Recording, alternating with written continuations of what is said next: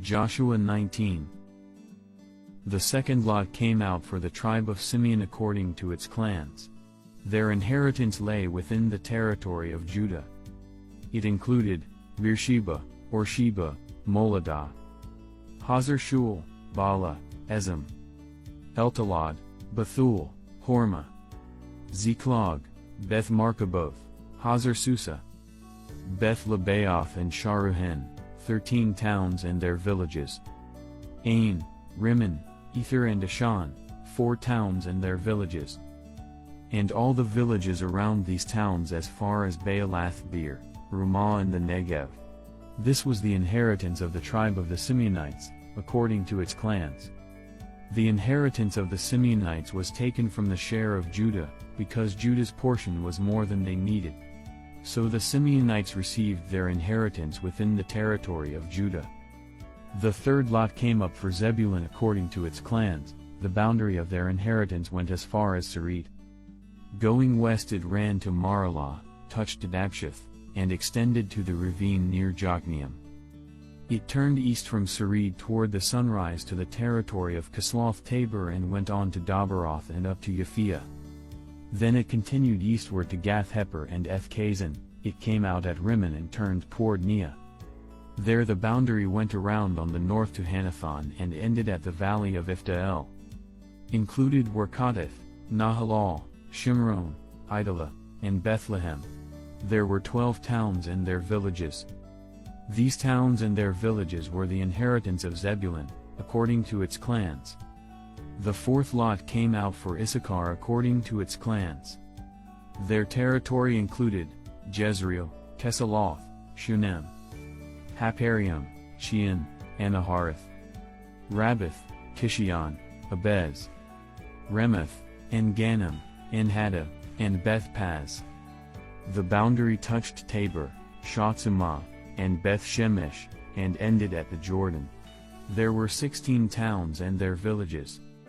These towns and their villages were the inheritance of the tribe of Issachar, according to its clans. The fifth lot came out for the tribe of Asher according to its clans. Their territory included Helkoth, Hali, Bedan, Akshaph, Elimelech, Amad, and Mishal. On the west the boundary touched Carmel and Shahor-Libnath. It then turned east toward Beth-Dagon, touched Zebulun and the valley of Ifta-El, and went north to Beth-Emek and Nael, passing Kabul on the left. It went to Abdon, Rehob, Hammon, and Kanah, as far as Greater Sidon. The boundary then turned back toward Ramah and went to the fortified city of Tyre, turned toward Hosah and came out at the Mediterranean Sea in the region of Aksib, Umah, Aphek, and Rehob. There were 22 towns and their villages. These towns and their villages were the inheritance of the tribe of Asher, according to its clans. The sixth lot came out for Naphtali according to its clans. Their boundary went from Heleph and the large tree in Zananim, passing Adami Nekeb and Jabneel to Lacham and ending at the Jordan. The boundary ran west through Aznoth Tabor and came out at Hukkok. It touched Zebulun on the south, Asher on the west and the Jordan on the east. The fortified towns were Ziddim, Zer, Hamat, Rakkath, Kinnereth, Adamah, Ramah, Hazor, Kadesh, Adrei, and Hazor, Iron, Migdal-El, Horm, Beth-Anath, and Beth-Shemesh. There were 19 towns and their villages. These towns and their villages were the inheritance of the tribe of Naphtali, according to its clans. The seventh lot came out for the tribe of Dan according to its clans. The territory of their inheritance included Zorah, Eshtaol, Ir-Shemesh, Shalabin, Ailon, Ithla, Elon, Timnah, Ekron, Eltekeh, Gibbethon, Baalath, Jehud, Beni Barak, Gath Rimmon, Mejarkon and Rakkon, with the area facing Joppa. When the territory of the Danites was lost to them, they went up and attacked Lashem, took it, put it to the sword and occupied it. They settled in Lashem and named it Dan after their ancestor. These towns and their villages were the inheritance of the tribe of Dan, according to its clans. When they had finished dividing the land into its allotted portions, the Israelites gave Joshua son of Nun an inheritance among them, as the Lord had commanded. They gave him the town he asked for, Timnath-Serah in the hill country of Ephraim. And he built up the town and settled there. These are the territories that Eleazar the priest, Joshua son of Nun and the heads of the tribal clans of Israel assigned by lot at Shiloh in the presence of the Lord at the entrance to the tent of meeting. And so they finished dividing the land. Joshua 20. Then the Lord said to Joshua, "Tell the Israelites to designate the cities of refuge, as I instructed you through Moses, so that anyone who kills a person accidentally and unintentionally may flee there and find protection from the avenger of blood. When they flee to one of these cities, they are to stand in the entrance of the city gate and state their case before the elders of that city. Then the elders are to admit the fugitive into their city and provide a place to live among them. If the avenger of blood comes in pursuit, the elders must not surrender the fugitive, because the fugitive killed their neighbor unintentionally and without malice aforethought. They are to stay in that city until they have stood trial before the assembly and until the death of the high priest who is serving at that time.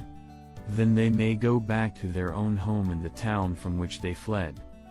So they set apart Kadesh in Galilee in the hill country of Naphtali, Shechem in the hill country of Ephraim, and Kiriath Arba, that is, Hebron, in the hill country of Judah. East of the Jordan, on the other side from Jericho, they designated Bethser in the wilderness on the plateau in the tribe of Reuben, Ramoth in Gilead in the tribe of Gad, and Golan in Bashan in the tribe of Manasseh. Any of the Israelites or any foreigner residing among them who killed someone accidentally could flee to these designated cities and not be killed by the avenger of blood prior to standing trial before the assembly. Joshua 21. Now the family heads of the Levites approached Eleazar the priest, Joshua son of Nun, and the heads of the other tribal families of Israel, at Shiloh in Canaan, and said to them, "The Lord commanded through Moses that you give us towns to live in, with pasture lands for our livestock." So, as the Lord had commanded, the Israelites gave the Levites the following towns and pasture lands out of their own inheritance. The first lot came out for the Kohathites, according to their clans. The Levites who were descendants of Aaron the priest were allotted 13 towns from the tribes of Judah, Simeon, and Benjamin. The rest of Kohath's descendants were allotted 10 towns from the clans of the tribes of Ephraim, Dan and half of Manasseh. The descendants of Gershon were allotted 13 towns from the clans of the tribes of Issachar, Asher, Naphtali and the half-tribe of Manasseh in Bashan.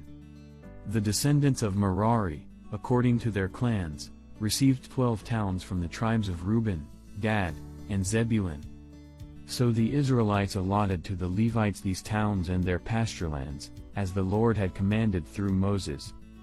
From the tribes of Judah and Simeon they allotted the following towns by name. These towns were assigned to the descendants of Aaron who were from the Kohathite clans of the Levites, because the first lot fell to them. They gave them Kiriath Arba, that is, Hebron, with its surrounding pasture land, in the hill country of Judah. Arba was the forefather of Anak. But the fields and villages around the city they had given to Caleb son of Jephunneh as his possession. So to the descendants of Aaron the priest they gave Hebron, a city of refuge for one accused of murder, Libnah, Jatir, Eshtemoa, Holon, Debir, Ain, Judah, and Beth Shemesh, together with their pasture lands, 9 towns from these 2 tribes. And from the tribe of Benjamin they gave them Gibeon, Geba, Anatoth and Almon, together with their pasture lands, 4 towns. The total number of towns for the priests, the descendants of Aaron, came to 13, together with their pasture lands. Psalm 54. Save me, O God, by your name, vindicate me by your might. Hear my prayer, O God, listen to the words of my mouth. Arrogant foes are attacking me, ruthless people are trying to kill me, people without regard for God. Surely God is my help, the Lord is the one who sustains me. Let evil recoil on those who slander me, in your faithfulness destroy them. I will sacrifice a freewill offering to you, I will praise your name, Lord, for it is good. You have delivered me from all my troubles, and my eyes have looked in triumph on my foe. John 2. On the third day a wedding took place at Cana in Galilee. Jesus' mother was there. And Jesus and his disciples had also been invited to the wedding. When the wine was gone, Jesus' mother said to him, "They have no more wine." "Woman, why do you involve me?" Jesus replied, "My hour has not yet come." His mother said to the servants, "Do whatever he tells you." Nearby stood 6 stone water jars, the kind used by the Jews for ceremonial washing, each holding from 20 to 30 gallons. Jesus said to the servants, "Fill the jars with water," so they filled them to the brim. Then he told them, "Now draw some out and take it to the master of the banquet." They did so. And the master of the banquet tasted the water that had been turned into wine. He did not realize where it had come from, though the servants who had drawn the water knew. Then he called the bridegroom aside and said, "Everyone brings out the choice wine first and then the cheaper wine after the guests have had too much to drink, but you have saved the best till now." What Jesus did here in Cana of Galilee was the first of the signs through which he revealed his glory, and his disciples believed in him. After this he went down to Capernaum with his mother and brothers and his disciples. There they stayed for a few days. When it was almost time for the Jewish Passover, Jesus went up to Jerusalem. In the temple courts he found people selling cattle, sheep and doves, and others sitting at tables exchanging money. So he made a whip out of cords, and drove all from the temple courts, both sheep and cattle. He scattered the coins of the money changers and overturned their tables. To those who sold doves he said, "Get these out of here. Stop turning my Father's house into a market." His disciples remembered that it is written, "Zeal for your house will consume me."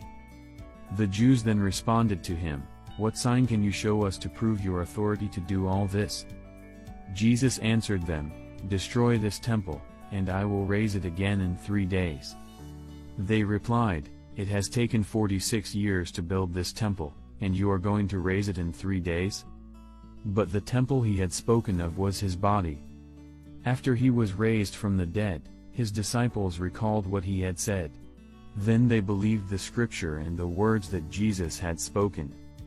Now while he was in Jerusalem at the Passover festival, many people saw the signs he was performing and believed in his name. But Jesus would not entrust himself to them, for he knew all people. He did not need any testimony about mankind, for he knew what was in each person.